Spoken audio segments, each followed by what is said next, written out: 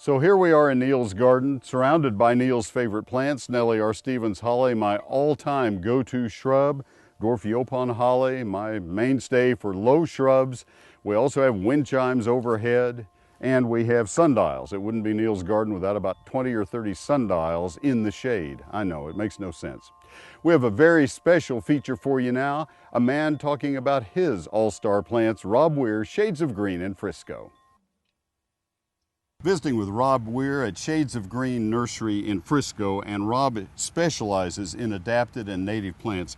Rob, thanks for taking time today. You're welcome. Let's talk about some of these perennials and give us kind of the sales pitch on these. Okay, to start off with, this is Mealy Blue Sage. This actually happens to be Henry Dulberg, which is a taller variety.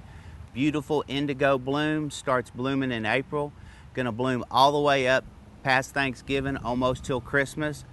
Hummingbirds love it, butterflies love it. A native plant, very well adapted. Something that all of these are going to be plants that can easily survive on once a week water. That was found in an abandoned cemetery by Greg Grant. That's a wonderful salvia. Lots of good salvias out there. Lots of good salvias. What is this beautiful thing? Butterflies love this. Next here, this is Greg's Mist plant. Wonderful butterfly magnet. We've had a lot of butterflies here today. You plant butterfly plants, you get butterflies. So it's a great nectar plant. Attracts the monarchs in the fall as they do their migration. Attracts numerous other butterflies. Gets up to about 2 feet tall. It's very aggressive, so it will spread. Can go from full sun to full shade. So very adapted plant. Once again, can handle once a week watering. If you like ageratum, this is the one to grow. It's false ageratum, looks like it, and this one lives. This one is a very good bloomer. Oh, the whole mallow family, hibiscus. This is one that is native to Texas and adapted. Tell us about this one. Okay, this is Turk's Cap. Don't have any blooms on this yet. It'll start blooming approximately in May. It's got a beautiful red bloom on it. Hummingbirds, again, love it. So do butterflies for nectar plant.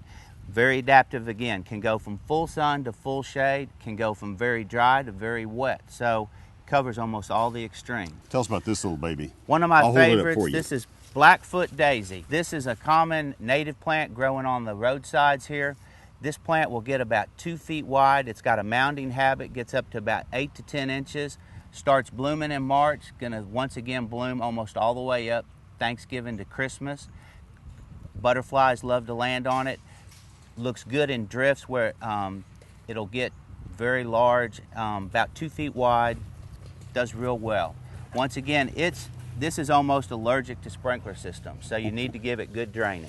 This doesn't have any flowers yet, but hummingbirds love this. And this acanthus right-eye, and what's it called? The common flame acanthus. Flame acanthus. Flame acanthus, great hummingbird attractant. I had a customer once put this in their yard. The hummingbirds quit going to his hummingbird feeder. They were on this plant all the time. Tubular blooms that are orangish, orange to red color.